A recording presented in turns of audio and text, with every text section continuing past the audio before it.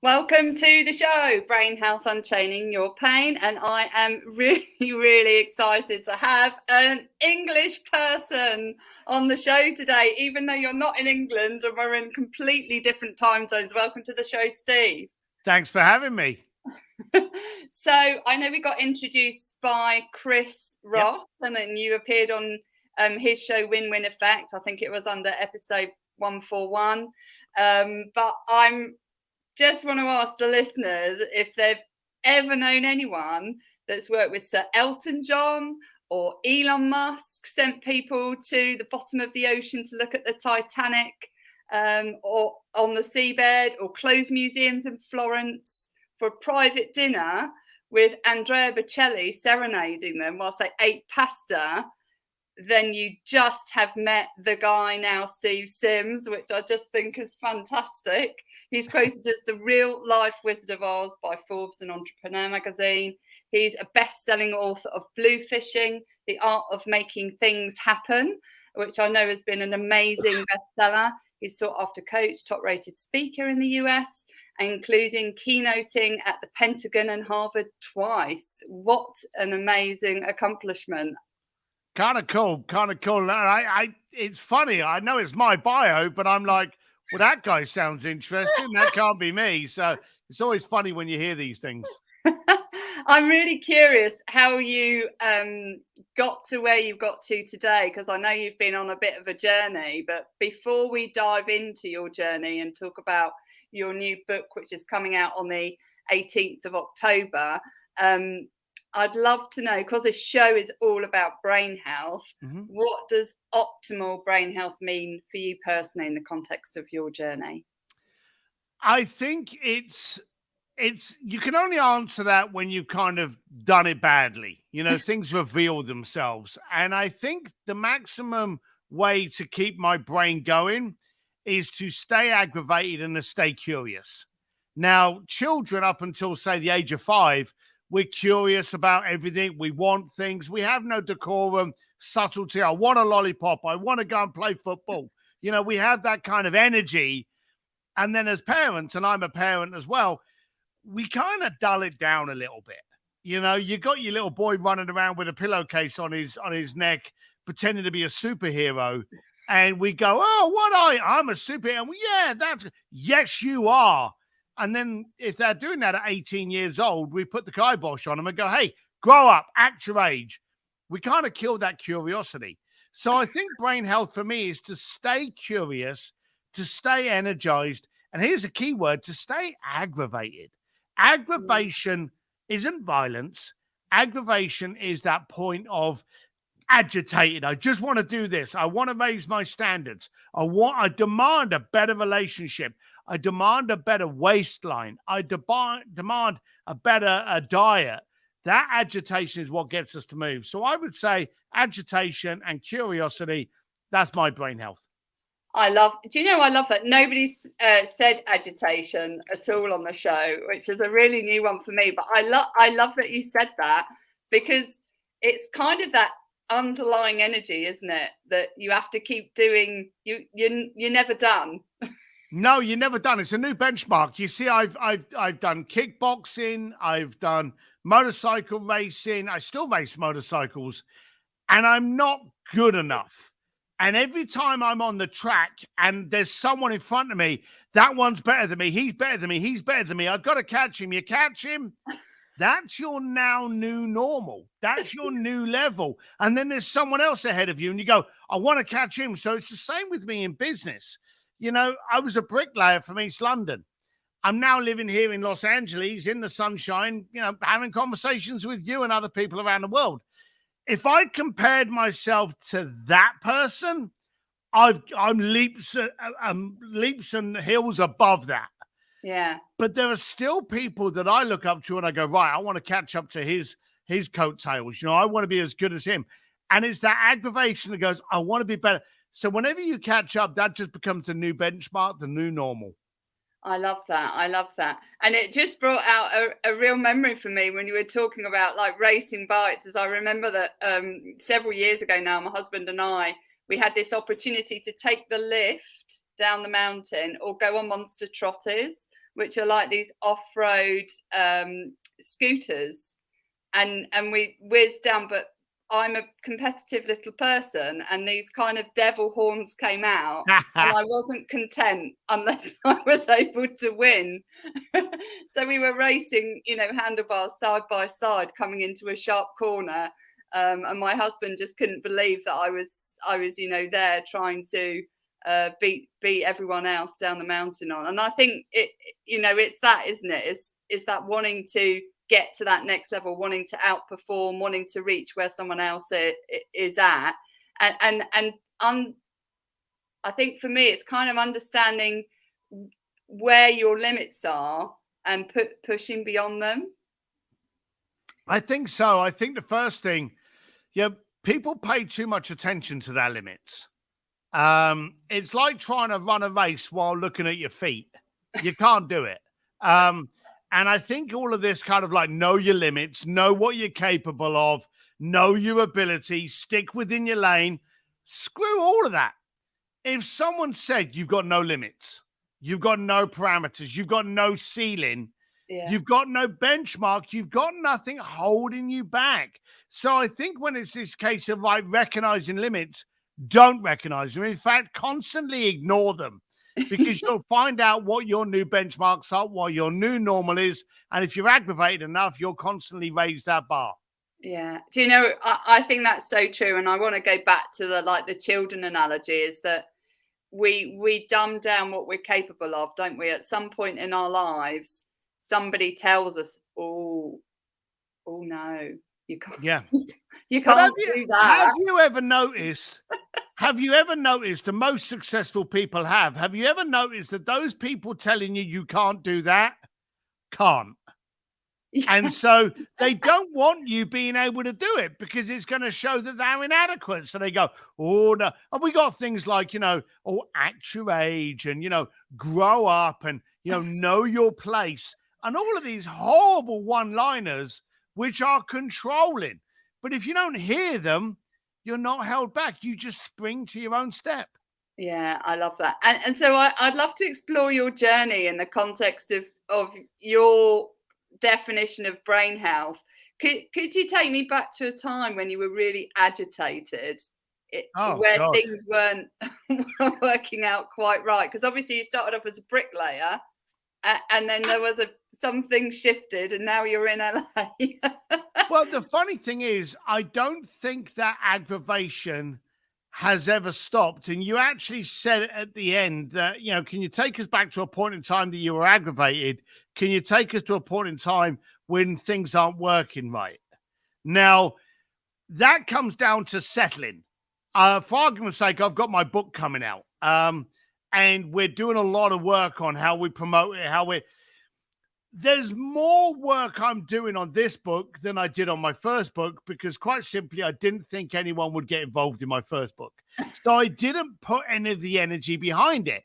Became an international bestseller. So now there's a lot of setup, and things are going wrong. And of course, do I want to reach 10 people? No, I want to reach 10 million. Are the systems, is the workload, is the flow, is all of that set up? And we're testing it, and things are breaking. So it's that agitation that's constant. From a young lad, it just looked uglier. When I was a young lad riding around on a motorcycle, tattoos, earrings, no hair, I was aggravated because I had no money. I also never had any mentors. I never had any guidance. You see, we came from a time when we didn't have Instagram to show us how inadequate our life was. We also didn't have YouTube to be able to watch people's speeches or podcasts to hear other people's views. We didn't have any of those things. Sure, we had books, but I wasn't very good at reading books, and books were for nerds, I thought. So, at the time, I was a whole bundle of aggravation, energy, misguidance, and I didn't know where it was going. I got better, thankfully, only barely. Now I read as much as I can. I consume as much as I can. Videos, social, books, movies, documentaries, podcasts. I consume a lot to try and help me overcome that agitation. But as we said about the analogy of how you compare yourself to others and what your new standards are, every time that aggravation causes me to go higher, that's my new level. Sure, and then, of course, we never settle. We want it to be better. So it goes again. So I'm in a constant state of aggravation, but now I understand why. And it's like a spigot that you can turn off. It's like your superpower, though, isn't it? Well, you talk about superpower. Have you ever heard the story about my superpower from my wife's perspective? Go on, tell it. I'd love to hear it. So I live in Hollywood, and so of course we got these things called actors all over the place. And we had these two actors that were at a dinner party of mine just at the time the Marvel franchise was kicking off, and they were in one of the Marvel movies as one of the superheroes. And we had a guy and a girl there, and they're very successful now, so I'm not going to call out their names. But they were at our party. And we'd all been drinking, and he turns around and he's like, right, let's play a game. As you know, we're now superheroes. If you had a superpower, what would it be, or what is it? And they went around the table. Now, the good thing was there was only about 12 of us. I was like number 8th or 9th in the line. So I got the chance to hear all of their superpowers before it got to me. Now, of course, you're at a dining room table with a bunch of your peers and people you look up to. So you want your superpower to be something like, I want to rid famine with the wave of a wrist, or my superpower is I can see opportunities that other people. You wanted something that sounded intelligent. I had drank too many whiskeys and I couldn't think of anything. And so it's getting closer to me and I'm thinking, oh shit, what's my superpower? And it gets to me. And they're like, Sims, what's your superpower? And I'm like, well, funny you should ask that. And I really couldn't think of anything. And my wife was next to me. And she touches my arm and she said, hey, babe, I got this. And I'm thinking there's nothing better than your wife saying what your superpower is. Carries more credibility. She's my wife, so she's going to make me sound good. So I'm like, all right, hun, go for it. What's my superpower? So I'm thinking this is going to be good. I'm going to look good here. So she went, Steve's superpower is ignorance. And the whole room just went quiet. And I'm sitting there thinking, I'm going to get a divorce. She's just called me ignorant in front. And you could feel the temperature of the table room and the little glances kind of like, oh my God, are we going to see a Sims argument? And I've been with my wife.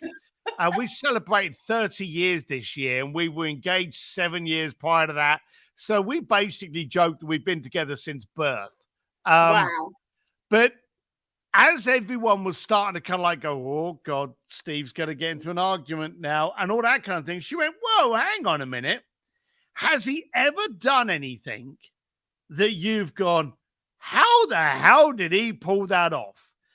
From going down to the Titanic, getting onto, blockbuster movies, visiting the Pope, Elon Musk. Has he ever done anything that you've just questioned yourself and gone, how? Well, the reason he's done it is because he couldn't see any other way it was going to turn out. He was ignorant to those people laughing at him. He was ignorant to his abilities and his education. He just had this goal. He was locked and loaded, and he was ignorant to any of the other white noise. And of course, when she put it like that, people were like, whoa, okay. So that was my superpower. I grew up not caring about those people laughing at me. Still today, I go, I'm going to do that. I can't hear any of those people around me naysaying it. I just focus and flow. I love that. And I wish more people could hear that, because so many people in the context of brain health get completely hung up by what other people think of them, think they might think of them. That we have this negative self-talk that plays round and round in our minds. And it may be something that somebody said to us decades earlier, but it becomes like a broken record of not enough, can't do.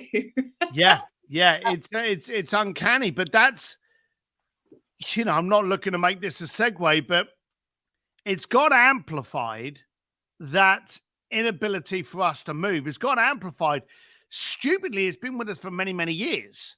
But COVID has literally amplified our inability to communicate and our inability to strive for what we want, and our ridiculous ability to consume information, sound, noise, abuse, laughter from arenas and areas that we shouldn't. And it's getting worse. And that was one of the reasons why I wrote my latest book on it. And that is my stupid goal, that I want people to stop listening to other people, including themselves.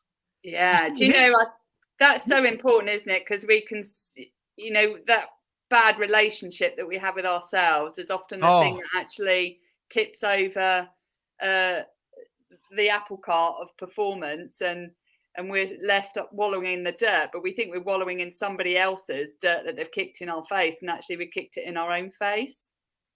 That statement there, the relationship with ourselves, that is beautiful. Well done. It is stupid. It is stupid. It is ridiculous how we actually build in our own limitations, where we build in our own worthlessness and then pay attention to it. It came from nowhere. The source is not qualified, but we suddenly believe what we tell ourselves. And 9 times out of 10, we tell ourselves we can't. And then guess what? We're right. So, yeah, you know, whether we can or we can't, we're right. Yeah. And what do you think, like, because obviously we've got a lot of people who are entrepreneurs that listen to this show.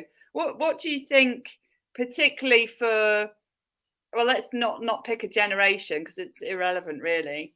What's really holding people back, do you think, in the context of obviously COVID? What's been the big showstoppers for people moving forward other than the relationship with themselves? What's really fueling that fire of inadequacy or I'm glad that you corrected yourself on that generation, because this problem's actually been with us forever.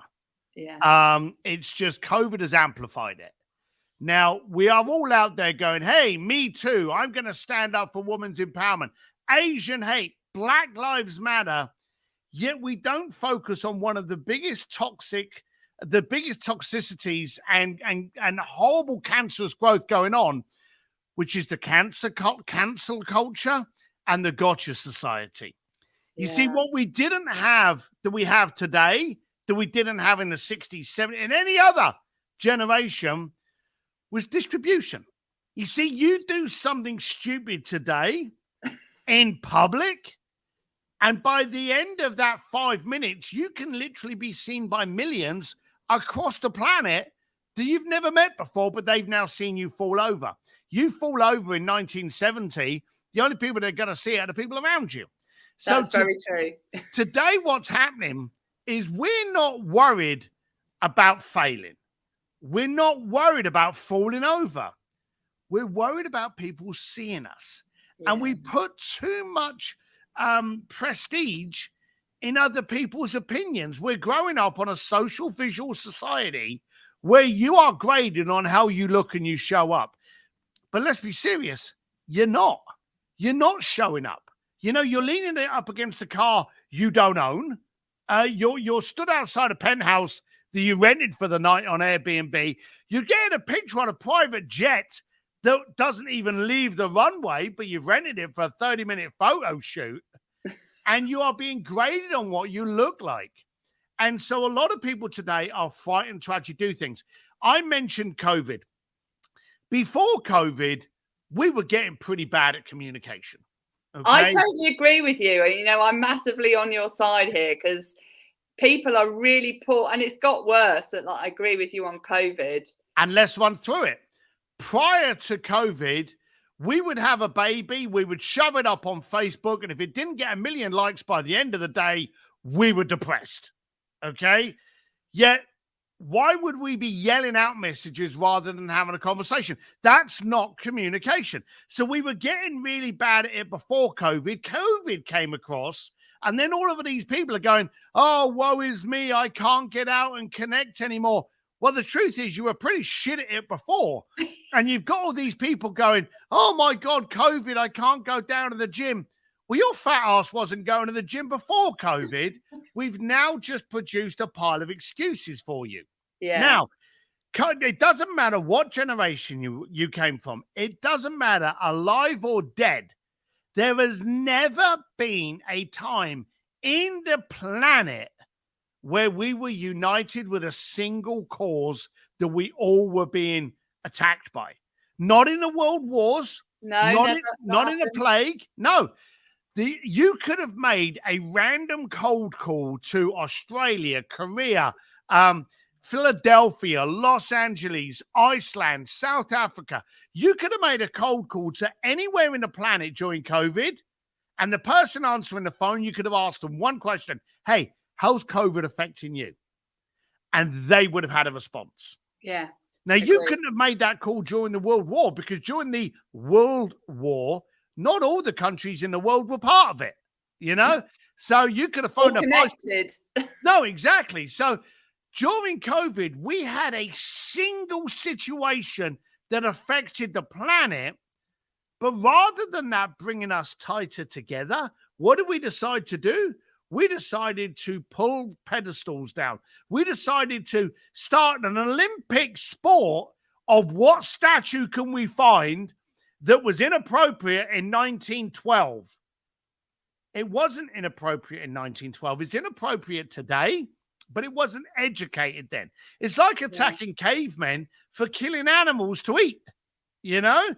We went out on a march to try and find a cause and a protest. And what we did was we ended up therefore killing the core thing that makes us special, which is our ability to grow, which is our ability to make mistakes and our ability to learn from them. We would rather scorn and scoff. We would find something that you got up to in 1970, and then cancel culture would ruin your career for. And that's what stops us speaking. In a world where we need to have conversations about the Black movement, Asian hate, Me Too, Trump, politics, war, we need to have these conversations. But because of the cancel culture, and because of people wanting to laugh and ridicule each other, we actually avoid those conversations like the plague themselves. Which is cancelling the conversation in totality. Rather than entering into a conversation and being able to say something, I would like to say something to you, and you're a smart lady. You'll turn around and go, well, actually, Steve, you've got that wrong. And I want to be able to turn around and go, I have? Bring me up to speed. Where have I got it wrong? And get educated from that conversation. But today, we actually avoid it. Yeah, do you know, I think that's so true. And we avoid everything to do with communication or connection, from not turning our screens on when we're connecting with people, from cancelling meetings because it's convenient to do so because it's on Zoom and so it doesn't matter, to, you know, to all sorts of things in between, because people don't, I think also people have forgotten the value of time as well as the value of the person. Yeah, time's a very important one. And that's why I loved COVID. COVID gave me 3 extra days a week. I realized I couldn't travel anywhere. I couldn't fly anywhere. I couldn't leave my house. And all of the people I wanted to do business with, they couldn't do it either. So the connections and communication I was having during COVID has never been more intense and never been more dense with the amount of people I could connect with in one day. It was phenomenal because we can make more money, we can make more impact, but we can't make more time. But during COVID, we were given that time. And what did most of society do? And I'm talking to some of the idiots out there now that probably regret it. But how many people did we see go on Facebook and go, hey, what shall I binge watch on Netflix? I've gone through Ozark. I've done the reruns of Sopranos. What else can I watch? That was our goal. How can I waste life? But for me, it was, how can I make COVID being done for me? Not to me. How can I have made COVID be my benefit, be my friend? And I really enjoyed it. I wrote the book because of loads of people, in your sphere, of course, wrote books. There's been a dearth of books from COVID because people, like you say, have had the time to write them. The time and the energy and the aggravation. Yeah. Yeah, because they've not been putting their energy into other things that have been more consuming, as it were. I'd love to learn from yourself, is because we all love to learn from each other, don't we? What inspired you, or drove you, or agitated you to move from being a bricklayer? What was the catalyst that moved you from that profession? And there's nothing wrong with being a big bricklayer, by the way, because I can't lay bricks for toffee. To where you are today, what really got you out of that space? Where did it all start? It's a strange question. I wasn't happy with where I was, but there was a pivotal day. As I grew up, left school, went straight on the building site with my dad, my uncle, my cousins, and my granddad. We were all working on the building site like so many family bricklayers do. Yeah. And entrepreneurism is this little piece of DNA in you that just goes, hey, this isn't for you. There's got to be something else. And I couldn't find anyone to guide me or help me. So I was very disgruntled and aggravated. And then one day my granddad was on the building site and it was raining and we were all wet. And he's knocking on to his 80s, big Irish lump of a lad. And I went up to him during the tea break time, and he's trying to get warm around the fireplace in this old caravan on the building site. And I squeezed up next to him, and I said to him, Granddad, and this is a really rude thing to say to an 80-year-old man. I said, Granddad, did you ever think you'd be doing this at your age? And that's all I asked him. And he didn't even look at me. He just blew into his tea to try and warm up. And he said, son, and I'll remember this word for word. He said, son, if you don't quit today, you'll be me tomorrow. Oh. And the entire caravan in my head went quiet. Wow. And I was like, whoa. I was about 17 years old and I ran out to my dad and I said, Dad, I got to quit. And he went, why? And I told him what had happened. And he went, all right, you quit Friday. And that was it. Friday, I went off to try and find my own way, find my own path, have conversations with rich people. And I went off because I was aggravated enough to know that that wasn't where I was supposed to be. But you say about bricklaying, my dad was fine about me leaving. My granddad was fine about me leaving. My cousins were jealous that I'd had the balls to go. But my mum could never, ever settle for it. She never liked the fact that I didn't leave she never liked the fact that I left the family business. It was very weird, but some people hated me for going. Some people understood. Some people were jealous. But who cares? It's your life. We're all going to end up in the dirt. What's your story when you do? So I wanted to find out how I could better my life. And of course, I did what everyone does when you try and better yourself. You make every mistake in the planet. I released one book. I did all right, but I made mistakes releasing that book that hopefully I'm not going to make on this one.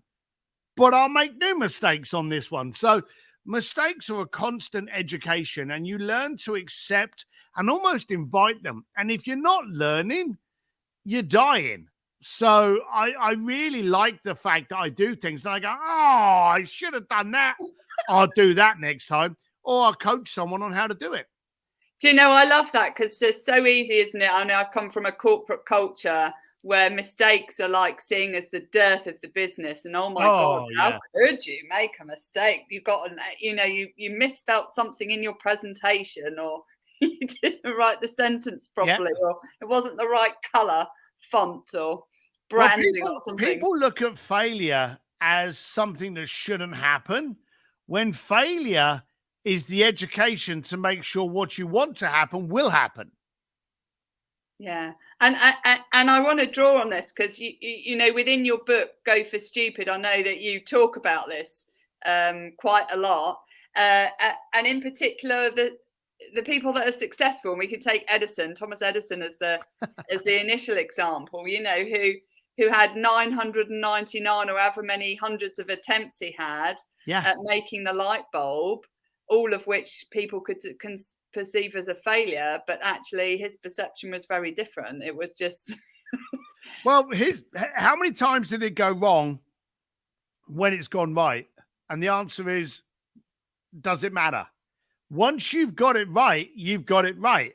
One of the funny things is we corrected earlier regarding there's no generational change in this. Humanity loves to scorn and scoff. And you brought up Edison.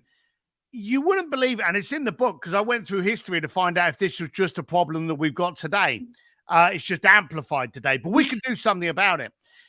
Even Edison was actually protested by the candle union because they said that we don't want the light bulb to be built because it's dangerous. I just think that's hysterical, because there's been no fire that's ever been created by that compared to the amount of fires that were done by candles. Like the fire of London. The fire of London, Boston, all of these places burnt down because of candles, not because of light bulbs. But people do that. I'll give you another one that'll be paramount to your education on this. So let me ask you this. Where do you live, by the way? I live in Oxfordshire, but born in Essex. Don't let that confuse you. Okay, that's fine. Do you have a car? I do, yeah. What car do you have? We have a camper van. You have a camper van. Do you want a truck? Not really, no. I like the camper van. So you don't want a truck? I don't have a need for it because I go on adventures in a camper van. If I had a need for it, I'd get one. Or if I could race it, I'd get one. All right. Did you see Elon Musk when he unveiled his Cybertruck? I did. I heard about this, and I think it's brilliant. I'd love you to share the story, though. All right. So let me just reaffirm this. You don't have an interest in trucks. You don't want a truck. You don't have a truck, but you saw him unveil, and you're aware of him unveiling his Cybertruck. Yes, I am. Yeah. So the point is, as an entrepreneur, he caught the attention of people worldwide that didn't even have an interest in his product. Now, I mean, I'm never going to space, but I've heard of all of his space exploits and stuff like that. So he captured your attention. In the 2 hours that he did the unveiling online of his Cybertruck, he sold every single slot for a new Cybertruck before he even built the plant to make it. Okay? So let's break this down. Let's labor on this point. He caught the attention of everyone in the planet. He sold out of every single product before he even made it. But what was the news the following day after that unveiling? Can you remember what went wrong? Well, someone threw a brick at the screen, the bulletproof screen, and broke it. That was the headlines. As an entrepreneur, he captivated the attention of the planet with a product that most of the planet didn't care about. But it still caught your attention. He sold out of every single product he had before he even made it. But the headlines didn't revere that because the headlines wanted to laugh at him. He threw a rock in a demonstration live at a screen because it was bulletproof screen, and it went through. Now, I know we're being pedantic here and we're picking, but if your specifications require bulletproof glass, I think you've got bigger problems. And you probably don't want a truck. No, you need to move. The point is, that is what we wanted to do. We would rather than revere and provide accolades for this man basically reinventing a vehicle, we wanted to find some way for him to be scoffed and scorned. And that's the planet we're in today. And I want to change it. I call this book Go for Stupid. Anyone that we revere today, Steve Jobs, Bill Gates, Richard Branson, Jean-Paul DeJoria, Larry Page, Elon Musk, they have these stupid dreams and goals and aspirations, They go for them, they get them, and then they're revered. But anyone in your pub that comes up with an idea for a business, you'd much rather laugh at them than support them. And my big stupid goal is to get people to change the way they receive other people's aspirations and goals. I want to hear someone say, hey, I want to set up a line of hairdressers for ponies. And I want to be able to go, good for you. Why do you think you can do it? How do you think you're going to go ahead? What can I do to support your goal? Yeah. I want us to actually challenge people to achieve their stupid goals rather than join the rest of the society and mock them while sitting on the couch with their hand down their pants, rewatching everything they can on Netflix. Do you know, I love that. And I think it's so important. I think it's particularly important that we role model the way on that for all generations. Yep. You know, because I have my daughter saying, Mummy, I want to go and be a space person or an astronaut. I want to fly to Mars. I want to go on the moon. I want to do this. I want to do that. And my thing is, brilliant. If you want to do that, Lily, you go for it. You know, nothing is going to get in your way apart from your own mindset. That's my daughter's name as well. My daughter's called Lily. Is she? On a good day, she's called other words when she's a bad girl, but most of the time she's Lily. Yeah. And I think it's the same for people, you know, who are at the other end of the spectrum in terms of youngness.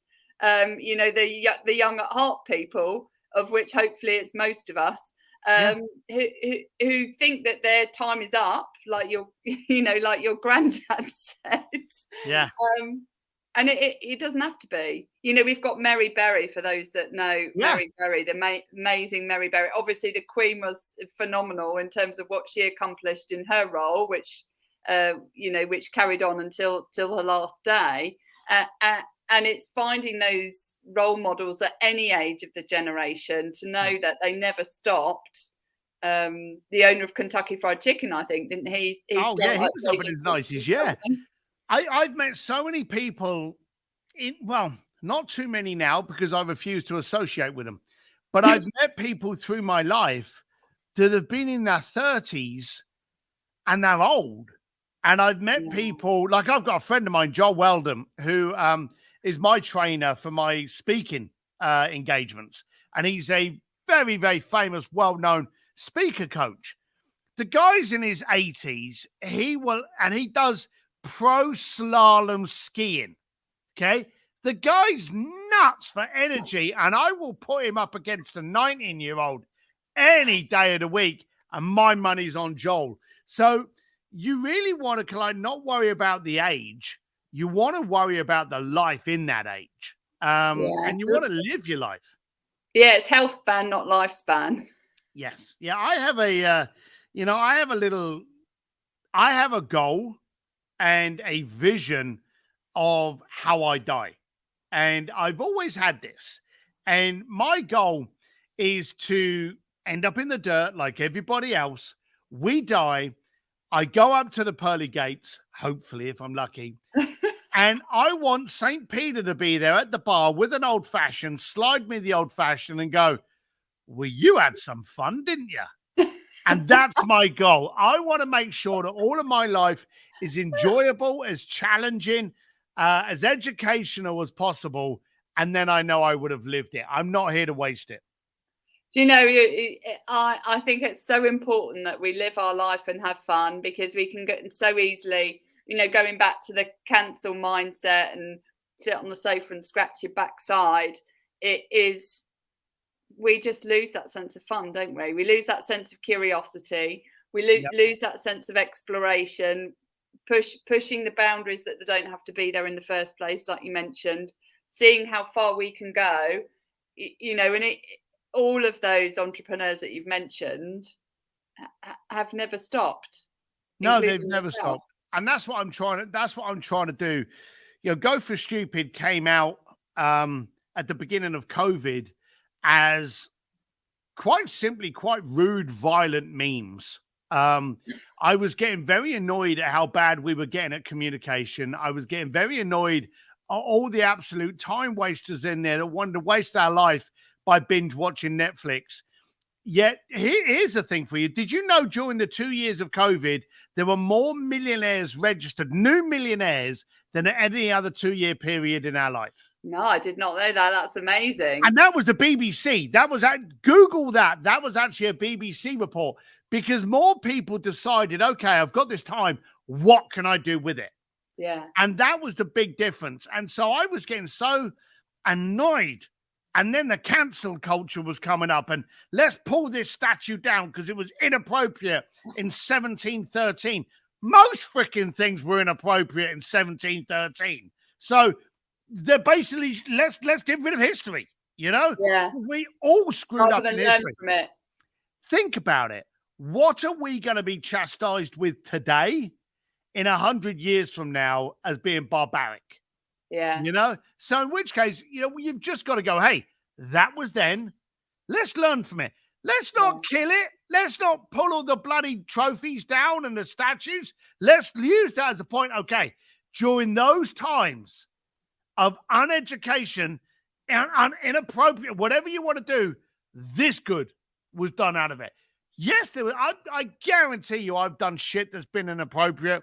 Probably we even all do. this We all morning. do. Yeah. And I'm not here to apologize for it. I'm here to get better. But at the same time, I do not believe the woke society is the benefit. I think, if anything, is the bane of what's going on. And why are you all running around cuddling a tree and trying to say, he, they, whatever? Let's have a communication. Let's see if we can cure COVID. And then after that, let's see if we can find a cure for stupidity. That would be the real blessing. Do you know what? I think it's so important. I want to go back to this communication and connection because, going back round to people creating all of these excuses. I remember when it first kicked off and we were about to go into lockdown, I got busy on my computer and went door posting to create a local network with the community that I lived in. And we never had it. And now we're more connected as a community than we ever were before COVID because we've, everybody within the neighborhood has taken the time to get out of their front door and meet each other. And that's beautiful. But again, that comes from aggravation. We realize, isn't it sad that we have to lose something to realize its value? Yeah, it's very true. Do you know what's worse than that? Those people that don't recognize what they lost. Yeah. We lost. Now, again, no disrespect. I know you're only about 28 years old, but we're not getting any younger. You're a few decades out, but I love that. We're not getting any younger. It's not going to be a case of the day that we die, we're not going to get someone come down and go, well, hang on a minute, you lost 2.5 years with COVID. We'll tack that on. You've got another 2.5 years. That's gone. It's absolutely gone. We lost it. Did we benefit from it? You did. And there were people there to go, hang on a minute, I lost the ability to connect, so I'm going to make something of it. And now you've got a community that is actually a community. It makes me laugh when people go, yeah, I got a community. And you go, well, what's their last name? What do they like as their favorite drink? Do they like ketchup with their fries or not? And they know no information. Yeah. But just because they're in the same club, the same street, the same address, the same postcode, they think they are a community. But a community is people that can connect. Yeah. Yeah, I love that. And I love to dive. I know we're short of time. I just want to ask one question in the context of the 5 pillars of brain health before we wrap this up. Go for it. What's the craziest or most exciting thing you've ever done? And I know you've done some pretty far out ones there. So what's the craziest one? There's no contest on that. Walk up and talk to my wife. The first day I saw her, like all men, when they see the one, you're terrified and you're shitting your pants and you're like, oh. And so that was the bravest, most crazy thing I've ever done in my life. And hanging out with Bocelli and Elton John and Elon Musk and all those kind of things, they're a nice second. But no, it's that girl. Wow. Do you know, I love that because sometimes it's so hard to take that enormous leap, isn't it? That completely, has a stratospheric change on your life. And So pleased that you did it, especially given the kudos that she gave me. Oh God, I dedicated my first book to her. Now we have ghostwriters. Anyone out there that writes books knows you have ghostwriters that help you write these books. Yeah. The only thing I would not allow the ghostwriter to help me with is the dedication to her. Oh. So the first book had a dedication. The second book has a dedication. So both of those were written by me, and you'll probably recognize that because the grammar's probably all to shit. But that's the only thing. So as she was reading and helping me with this book, when the book came out, she had never seen the dedication until she opened. And when I said to her, I'll read it, she was like, I've read it 20 times. I helped write the thing. I'm like, read it. And so as she opened it up, she saw the dedication. That was a nice moment. Oh, that's really kind. My dad, when he wrote his first children's book, dedicated it to me, which was super kind because I helped him do it. So it means a huge amount. What's your wife's name? Claire. Claire. Well, so make sure you... A British lass.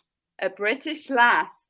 So, Steve, before we go and you leave your final parting words on how people connect with you, what one piece of advice would you give to anyone who is struggling with getting to that next level in life?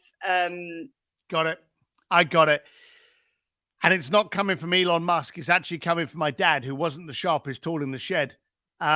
My dad, one day, as we were walking through London on a building site, I was about 15 years old. I was doing summer work on the building site. He put his hand on my shoulder and he said, son, remember this. No one ever drowned by falling in the water. They drowned by staying there. And he took his hand off my shoulder and walked off. And I was like, where the hell did that come from? And it was just, I thought he'd been consumed by a fortune cookie.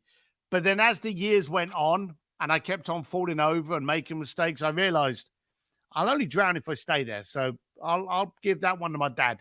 Wow, that is a great piece of advice. Steve, how can people get hold of you? I'm very easy. On this book, it says, and for those people listening, Steve D. Sims anywhere. D for dash in, 1 M for Sims. If you're on Twitter, Instagram, Facebook, anywhere, just type in Steve D. Sims, you'll find me. Or look up goforstupid.com and you'll see all about the book there. So you heard it from Steve. You need to go for stupid. Make sure you get his book out on the 18th of October. Steve, it's been absolute pleasure having you on this show. Remember, this show is all about brain health, unchaining your pain. And Steve has been on here to show you how, in particular, from an entrepreneurial perspective. Thanks, Steve, for your time. Thanks for having me.